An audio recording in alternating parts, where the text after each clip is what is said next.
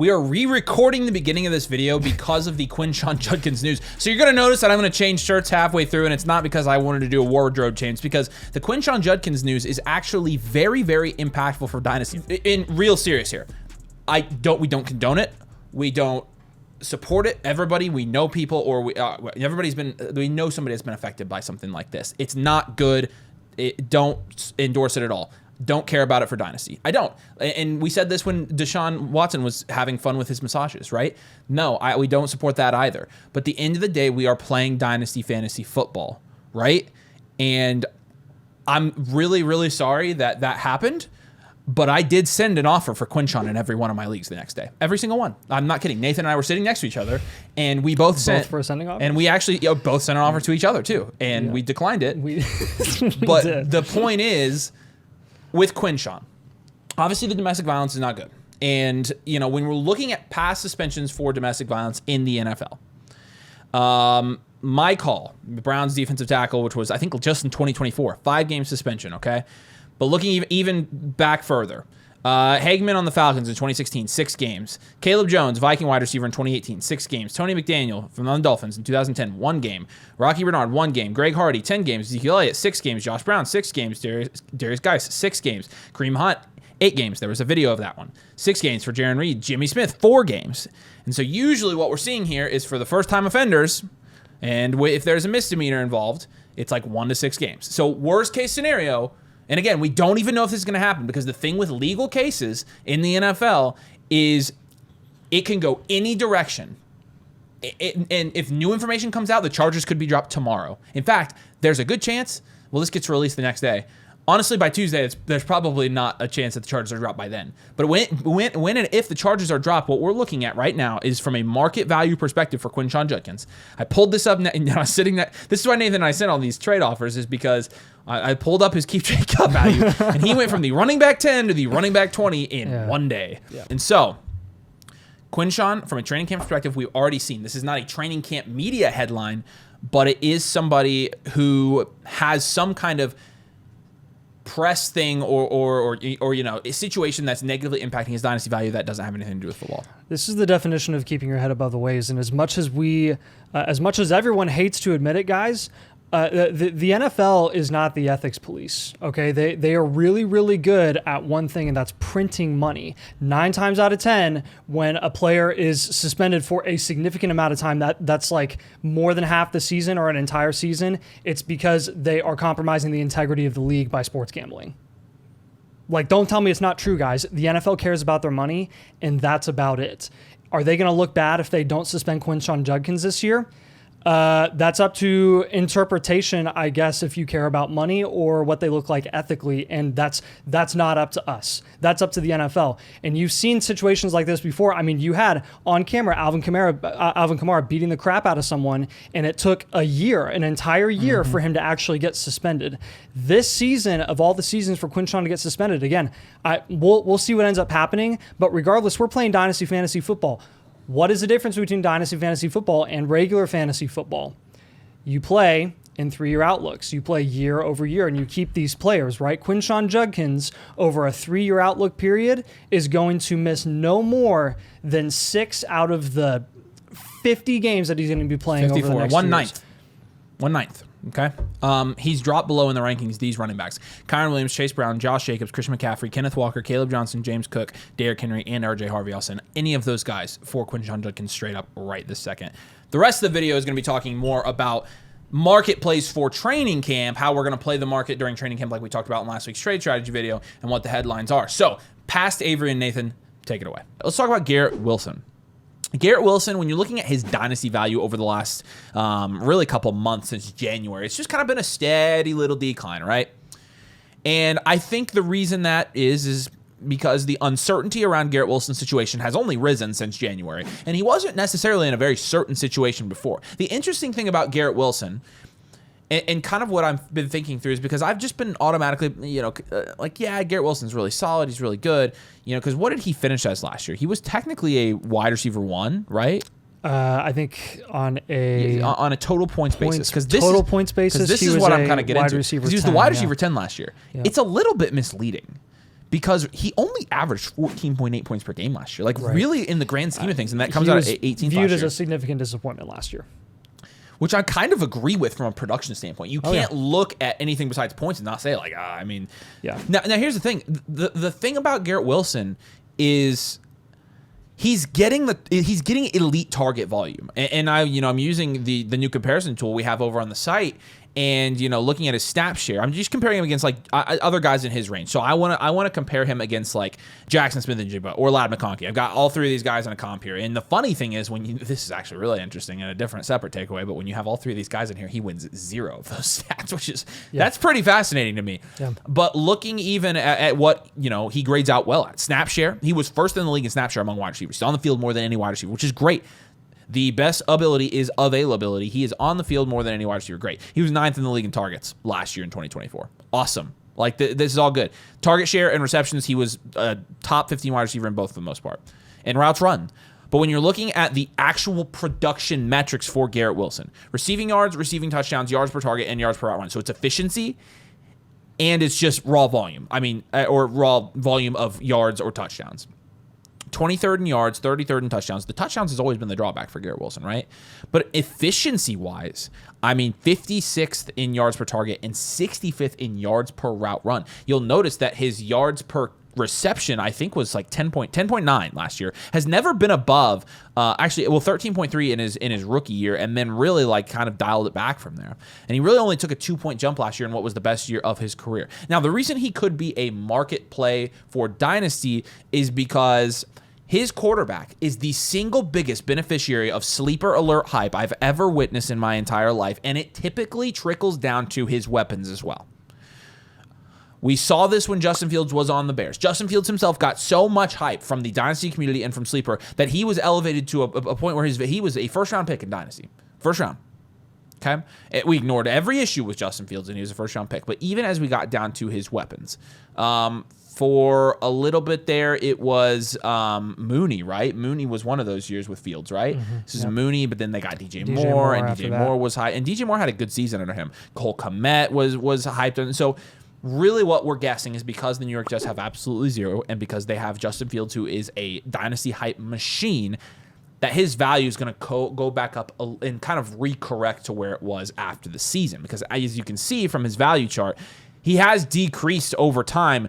But if he were to jump back up, from a positional rank standpoint right now, he's ranked as the wide receiver 13 market. And I don't think that's too terrible, honestly. No, he'll just get back to a point where a lot of times Garrett Wilson, again, this is not everyone's league, but you've seen Garrett Wilson kind of be viewed as a step down from Ladd, JSN, Marv value range. I think you're going to have him just jump right back up to that range with those guys. And then with that value jump, we'll want to reevaluate what his price is looking like and who you can actually get in exchange for him by moving him. Because for a significant part of this offseason, we've been telling people that Garrett Wilson is a buy because he was starting to lose value. Now I think we're getting to a point where we're going to see him raise back up, like you said, recorrect to where he was kind of during last season, during the year, and we'll kind of go from there. But I don't think you can go wrong, honestly, at this point with no Devontae Adams, with no Aaron Rodgers. I can't believe I'm saying this, but this is how the Dynasty community thinks with Justin Fields. When they see him throw a spy roll to the number 1 wide receiver, they get really excited. And admittedly, DJ Moore, like you said, did have a good year with him. So I think that's going to be the biggest reason that you're going to hear a lot of Garrett Wilson hype this training camp season. Let's pivot to another guy. We actually have some new data on. Shout out Reception Perception, a.k.a. Matt Harmon, who does all those write-ups. We use that as a resource to kind of evaluate from an objective lens how a receiver is performing from a route running standpoint. When you're looking at George Pickens in 2024, his reception perception was very good. And you'll notice, especially on his success rate versus coverage chart here, that he's very, very good against press coverage. He's very, very good against man coverage, or at least good against man coverage, and he's not good against zone. I could have told you that. I could have told you that with my eyes closed. I could have told you that before I opened it. Anybody who knows why they brought George Pickens to Dallas knows that they're not asking him to be good against zone coverage. Looking at CeeDee Lamb's profile, not from 2024 because we don't have that one yet, from 2023, where do you think he grades out against zone coverage? 85th percentile. Now, granted, he's 94th percentile in both man and press versus his best season of his career, one of the best fantasy seasons of all time. They don't need George Pickens to be a zone beater. They've got CeeDee Lamb for that. They've also got a number of other weapons that they can use to be zone beaters. They brought George Pickens in to be that boundary guy, to be that X guy, to be that field stretcher guy, to be that threat that opens up the field for CeeDee Lamb. But his reception perception data was much better than it had been. He lined up 80% of his snaps were outside in 2023 and in 2024, so he's basically exactly the same alignment-wise.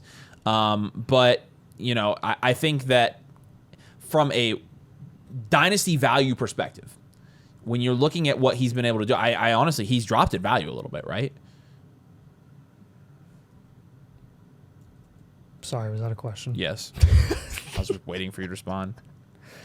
Yeah. He's kind of been shaky. Yeah, he dropped since. He had the initial spike. Because this was in 2020. This was where he was. Because you'll remember, George Pickens' Dynasty value, during the season was hovering around like the wide receiver 14 to 16. And since then has dropped considerably. He's been in the wide receiver like 31, 32 range. And look, I get that he started the season strong. He had, not a very productive. He ended up being pretty much regressing to the mean.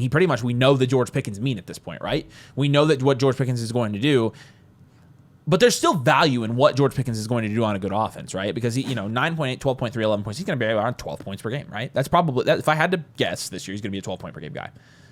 But the upside is really high, and we talk about upside for your flex positions especially. That's really important. He's got really high upside because he does have significant boom games when you're looking across his game log in multiple years. But his value is not really real. And again, he's only had 4, 5, and 3 receiving touchdowns in his 3 seasons in the NFL. My guess is that number's higher this year, honestly. Yeah, let's just use our crystal ball, too. What do you foresee once George Pickens gets into Dallas Cowboys training camp? What are the reports going to be? This is the best situation George Pickens has ever been in. Stock up for George Pickens. He's going to have a more productive season than he's ever had, and an offense that's going to throw the ball more than Pittsburgh ever has because they're not going to be a run-first offense. Why? Jaden Blue is probably the running back one there. They didn't go invest in the running back position. They just paid Dak a ton of money. They're going to have to throw the ball, pass, George Pickens season.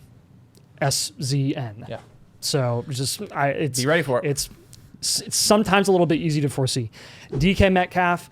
We've been big DK Metcalf stands since he went to sign with Pittsburgh.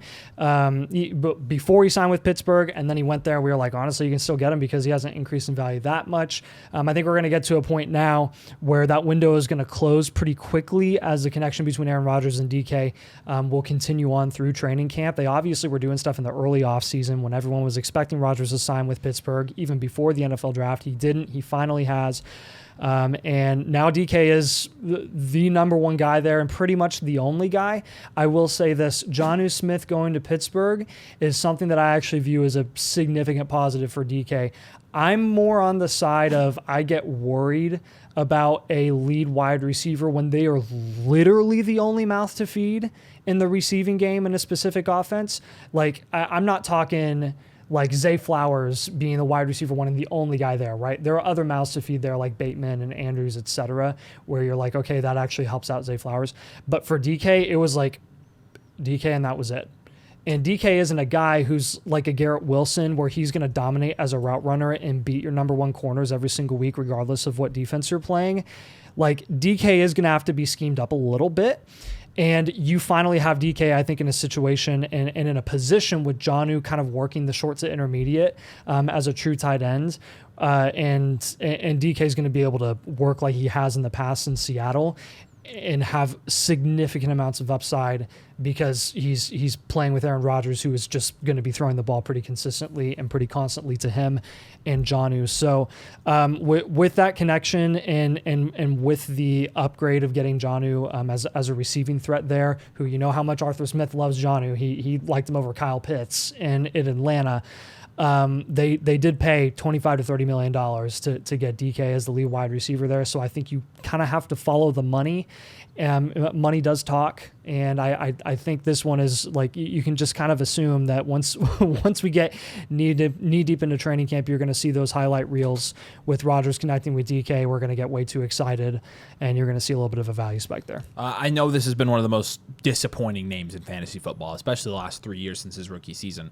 Really the last 2 years where it's just been the severe drop off. Yeah, speaking of Jonnu. Yeah, I was going to say, this is why he's on this list is Jalen Waddle.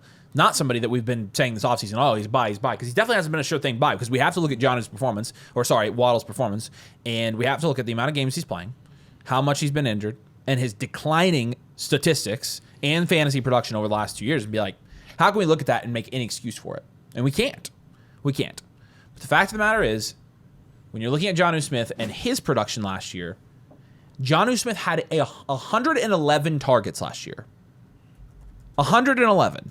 Okay, he caught 88 passes last year. He had 8 touchdowns last year. He had 900 yards last year. And they didn't replace him, by the way. They brought in Darren Waller. I don't know if you've seen the music video. It's bad. And honestly, as bad as the music video was, he would be better off doing that than playing football at this point. He really would. He's not going to do anything in Miami. He is washed. He's useless. He gets hurt all the time. He has hamstrings that are made of jello. It doesn't matter. Waller is trash. He's garbage. So, if what I want to happen is Darren Waller to watch me saying that and post it as like motivation on his Instagram so I go viral. That could happen. There you go. Because of all of that, because Jonnu, who was again a very, very good weapon, because he has now come into this he's now exited this offense, there is a significant amount of targets that are available there. If Tua is able to stay healthy, I know that's one of the biggest ifs I could ever say. If he's able to stay healthy, I think you can see Jalen Waddle actually have a bounce back year this year now. Because everything starts with the target volume, right? And his targets went from 140 to 117 to 104 to 83 last year. And part of the reason was because he only played in 15 games. But even in 14 games the year before, he had 104 targets. And his target per game rate just dramatically went down last year in terms of his target opportunity. In terms of, where is his, there it is, target share, 57th in the NFL, 47th in targets. Whereas when you even go back 2 years to 2022, that number jumps up a lot. 24th in targets, 32nd in target share. And that was before Jonnu was out here making his mark as a tight end. Jonnu Smith, I mean, there's a reason Jonnu was a league winner last year, and it's because the volume and the production from Jonnu was good enough to where you could flex Jonnu Smith, a tight end who we did not have on our radar at all last season, and he was a league-winning flex spot play or league-winning tight end play. He's gone, and there's nobody there to replace him. It's a big deal. Achane is going to get some short to intermediate targets. I agree. The other thing here is Tyreek is kind of still a wild card. I definitely much more comfortable betting on Tyreek Hill this offseason. And in Dynasty, honestly, straight up, I would take Tyreek Hill. Still. But the Jonnu, where Jonnu was actually like getting his work is a place in the field where Jalen Waddle could get to take that work and honestly have a bounce back year. The Jonnu Smith exit does change a lot for Jalen Waddle. I think he's a decent play. I think he's going to get a lot of training camp hype. They've already started this narrative, whereas he came out and said I had a year I didn't want to, and that's been all over the news. So I mean, well, yeah. But they're already building the narrative. So I'm just telling you, he's going to go up in value through training camp. And honestly, it might be somebody that not maybe just be like a market play because he's going to go up in value. You might hold him because he could end up being flexible again because Jonnu's gone now. Jonnu being gone changes everything. I want to make sure that's clear. I don't know if you guys, and also Darren Waller's washed. Nice. I don't know if I was clear. So typically what you see every single training camp cycle, every single year is the new, fresh, young, inexperienced quarterback, whether it's their first year or they suck their first year and it's their second year under a new coaching regime. See Bryce Young last year, right? You generally have a situation where those guys want to lean on the veteran experience there in the offense. It just makes sense. You want the head coaches, the new guys there to lean on the established veteran talent there. I mean, it's been Adam Thielen for Bryce Young in the past. Last season, if you remember, Carolina traded a second-round pick, I believe, for Deontay Johnson. And remember the big news last year in training camp, Canales comes out and he says, I'm looking out there on the field and every single time I want the ball to go to Deontay Johnson. I'm looking at Bryce and I tell him, get the ball to Deontay Johnson, right? That was the news at training camp. You saw how that turned out. Now you're looking at the situation in New Orleans. Derek Carr is gone. Tyler Shuck comes in. They invest an early to mid second round pick on Tyler Shuck, and Rashid Shaheed is coming off an ACL. He's a deep threat. No one else is there, guys. Chris Olave is the number one option, and it's not just it's not even vacated volume. It's not even the fact that he's the only one there. Chris Olave, unlike some of these other guys like Deontay Johnson that I just mentioned in the past, who are tied to younger quarterbacks who need veteran help, is Olave is actually an incredible wide receiver and a truly good route runner. 87th percentile against man last year, 81st against zone, 82nd against press. That is phenomenal. I think across the board, every single one of those is better than Drake London, who you know how high we are. Obviously, his situation's a lot better. And again, this is not us saying that Chris Olave is guaranteed to not get another concussion his entire career. This is not us saying that Chris Olave is going to come out this season and be a true wide receiver one. This is a training camp market play. And regardless of your opinion, this is a huge, huge caveat that you guys have to understand. I honestly, at this point, if you think that Chris Olave is going to retire in 2 months, I don't really care at this point. What I care about is that you guys get a market value win, whether you like him or not. And I am telling you that Chris Olave has been doing workouts with the team, like organized official workouts since April. He has not been a walking zombie all offseason, believe it or not. And I understand that the concussions are concerning, just like they are for Tua, just like they are for anyone who has a history of concussions. He's had 4 since he came into the league. Okay. Bummer. He's not going to stop playing, guys. Not while he's making this money and not while he has this opportunity to kick butt this season and be the guy, the absolute number one guy for Tyler Shuck. I'm telling you guys, Kellen Moore is going to come out. Kellen Moore is the guy that cannot help but just throw the ball without someone bringing him in and telling him, hey, please run the ball so that we're not, just scoring in 2 seconds and getting the other offense back on the field and time to work us in our defense. Like, Kellen Moore is going to want to throw the ball so much. He gets so pass happy, and he's going to come into training camp and be like, I look at Tyler Shuck and the fact that he's a rookie and really needing to lean on that veteran experience. And to me, I see Chris Olave as that guy. Chris Olave is our go-to. Every single pass play, Chris Olave, I want to get the ball to him. No crap, you want to get the ball to Chris Olave. Did you want to get the ball to Taysom Hill in the passing game? I mean, Taysom Hill is great in his own right, but I'm telling you guys, this is so clear cut and dry. You cannot miss with Chris Olave if you get him right now before it's too late. Before you see all these highlight reels with Shuck getting the ball to Chris Olave. Last guy who's going to be Calvin Ridley. With Ridley, I really think it's that there's nobody there. There's nobody. And Ridley, like, he's not a sexy name because he's old and because he's not coming back from suspension. That evidently back-to-back 1,000-yard seasons. He's been solid. He's dirt cheap. He's been solid, and people really don't realize that there's nobody there. He's the wide receiver 53 on Keep Trade Cut. He finished as the wide receiver 28 last season and 18 the season before. Even if he finishes the wide receiver 30. You're getting a value in there from a production standpoint. Because, again, who's he worth right now? Jalen Milroe. Okay. Tyron Tracy. Okay. Jack Besh. Okay. I mean, you're getting him for a late second, early third. I'm totally down to do that. Calvin Ridley, again, he's 30 years old now, but he is the only guy in Tennessee. They have a new quarterback, and who knows? It's worth taking a shot on Calvin Ridley, because what if Cam Ward's really good? Who benefits the most? Calvin Ridley, easily. It's not even close. Guys, you just saw this with Sutton.